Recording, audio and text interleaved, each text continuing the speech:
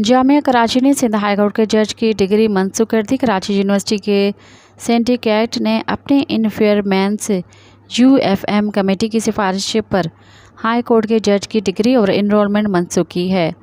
अंग्रेज़ी अखबार की रिपोर्ट के मुताबिक ये फैसला एकेडमिक और सिंडिकेट के रुकन डॉक्टर रियाज अहमद की हिरासत के चंद घंटे बाद सामने आया, जिन्हें पुलिस ने अहम इजलास में शिरकत से रोकने की कोशिश के तौर पर उठा लिया था।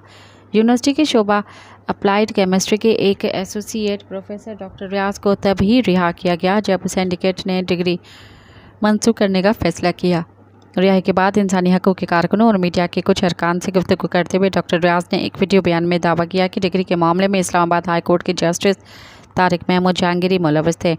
आज़ादाना तौर पर उसकी तस्दीक नहीं हो सकी क्योंकि जामिया कराची के vice chancellor doctor Khalid Iraqi और यूनिवर्सिटी का कोई एहलकार फौरी तौर पर तबसरा के लिए दस्तियाब नहीं थे। मज़ीद ख़बरन ऐं तफ़सीलात लाइ विज़िट कयो असांजी वेबसाइट www.awamiNewsHD.com ऐं ॾिसंदा रहो अवामी न्यूज़ HD।